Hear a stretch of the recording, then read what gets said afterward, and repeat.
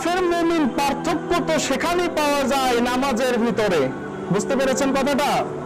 মুসলিম হয়ে আমরা সবাই জন্মগ্রহণ করেছি, আমাদের বাপ দাদা 14 পুরুষ মুসলিম, সবাই মুসলিম, জন্মগত সূত্রেও আমরা মুসলিম। কিন্তু কথাটা মনে রাখবেন, এইভাবেই যদি মুসলিমের ধারা অব্যাহত থাকে তবে এই মুসলমানিত্ব দিয়ে কবরে, হাসরে, মিজানে, ফুলসিরাতে নাজাত পাওয়া সম্ভব নয়। আপনি যে প্রকৃতপক্ষে একজন মুসলিম তার প্রমাণ কোথায় পাওয়া যাবে?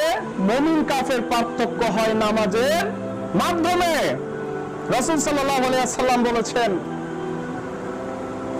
বাইনাল আফদি ওয়া বাইনাল কুফরি তারকুস সালাহ, মুসলিম এবং কাফেরের মধ্যে পার্থক্য কি? নামাজ। কথার জবাব দিবেন কাল হাসরের ময়দানে, আপনার এই জবাবটাও আপনার পক্ষে সাক্ষী দেবে। বলেন সুবহানাল্লাহ। বাইনার রাজুলি ওয়া বাইনাশ শিরকি ওয়াল কুফরি তারকুস সালাহ,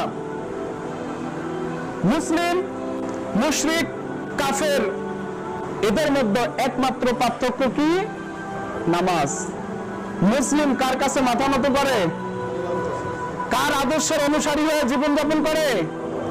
রাসূল সাল্লাল্লাহু আলাইহি ওয়াসাল্লামের।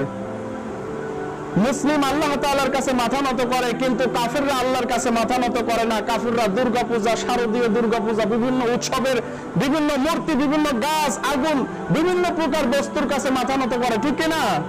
কিন্তু আমরা এক আল্লাহর গোলাম, এই জমিনে আমরা আল্লাহ তাআলার প্রমাণ দিয়ে দেয় যে আল্লাহ তাআলার কাছে সমস্ত প্রকার অহংকার চূর্ণ বিচূর্ণ করে কার কাছে মাথা নত করে?